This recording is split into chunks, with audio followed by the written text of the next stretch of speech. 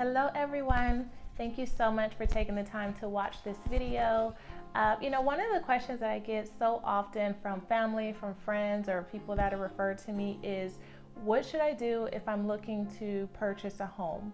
Sometimes people are maybe 6 months to a year out, but they're already thinking, what are some things that I can do right now to help position myself to purchase a home? And I think that's a great question. I love when people call me with that because they're actually planning for this purchase, which is oftentimes the largest purchase that someone will make. And so today we're going to talk about 3 things that you can do to prepare for home ownership. And these are things you can do today, even if you're looking to purchase a home today, but definitely if you're planning out, these are 3 practical things that you can do. And so the first thing that I tell people to do is to create a budget. That's right, a budget. And so if you don't already have one, a budget is a great way for you to really see where your money is going. It gets you to dial into the state of your finances. And so ideally we want to create what's called a zero-based budget. And what that simply means is every single dollar has a purpose, right? And so you're listing out everything, whether it's on paper, on Excel. There's some really cool apps that you can look up. I'll leave some in the description below. But look at, the idea is really to just get it all out so you know where your money is going. And so if you're writing it down, you write out every single expense that you have, starting with rent, food, groceries, medical bills, childcare, all of those things that are going out, you're putting it down on paper. And then you're looking at what the state is. And oftentimes when people do a budget, they actually find that they have more money than they thought, because it's so easy to pay, spend $1 here, spend money there, subscriptions and eating out and all those places. And so when you actually see where all this money is going, you can start to tailor some of that money to go into other places that we'll talk about in step 2. And so really you can go through your bank statements, maybe the last 2 to 3 months of bank statements, to really identify all the areas where your money is being spent. One of the big items that people find that they overspend on is groceries, eating out. And so that's an area right there where if you give yourself a budget of, okay, I'm only going to spend $100 a week, or, $300 a month, whatever that is for you, and you see what you're actually spending, then you can see, okay, that's definitely an area that I need to cut back on, and that goes into the budget as your new goal.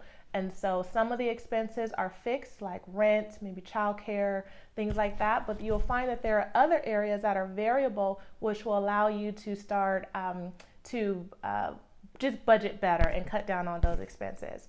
And again, the idea is to get to a zero-based budget so that there is nothing left over, meaning every dollar has a purpose. Okay, so that's step number 1, get a budget. Step number 2. Step number 2 is, once you have your budget, you really want to look at what are some things that you can pay off if you have credit card debt, maybe car loans and things like that. You want to start looking at ways to cut down on your expenses to pay down your debts. One of the things that the lenders will look at is what's called a DTI. That's your debt to income ratio. And I'll do another video to talk about that in more detail. But the debt to income ratio is simply a ratio looking at how much money do you have going in versus how much is going out to debts, credit cards, student loans, car loans, things like that. And so we want to make sure that that DTI, that debt to income ratio, is as low as possible, because what it's going to do is, for one, it's a qualifying factor that the lender will use, but also if we can get that debt to income ratio down, like below maybe 30%, you'll find that you have more money in your pocket that you can save. And so that's the part B to part 2, is first to pay down debt, but also begin to save as much money as you can. And as you pay down debt, you'll find that you have more money to save for things like your down payment, your closing costs, and all those items that come with purchasing a home.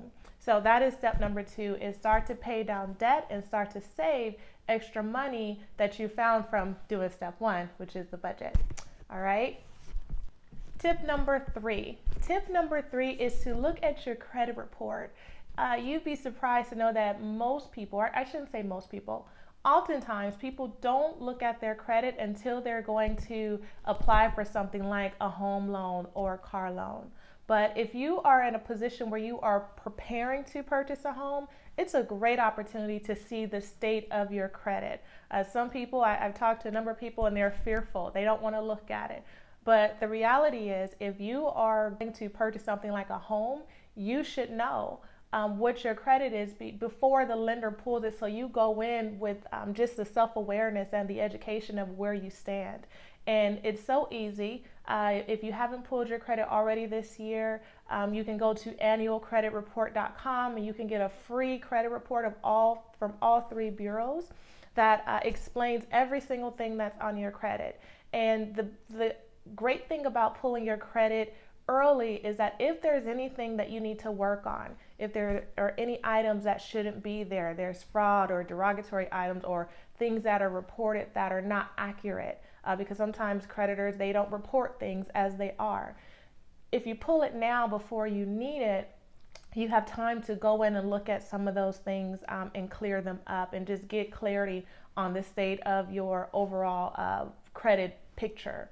And so I would definitely encourage you to do that. Definitely, if you're 6 months out, just pull it to see what's going on with the state of your credit, so that you are aware and you're prepared before you get to the lender. And so, yeah, those are the top 3 tips. So the first one is to create a budget. See what the finances are that you have coming in, what's going out, get clarity on that. Step number 2 is, once you have that budget in place, start to look at how you can pay down debt, how you can start saving money. And then step number 3 is really to just get a good idea on what your credit looks like, because credit is so important in the home buying process. The higher your credit score, the lower your interest rate, and the lower your credit score, the higher your interest rate is, which means you pay more for a house. And so if we can get all these areas and get some clarity and figure it out, you'll just really position yourself to be the right buyer when you start the home search. And so if you have any questions, please feel free to reach out to me.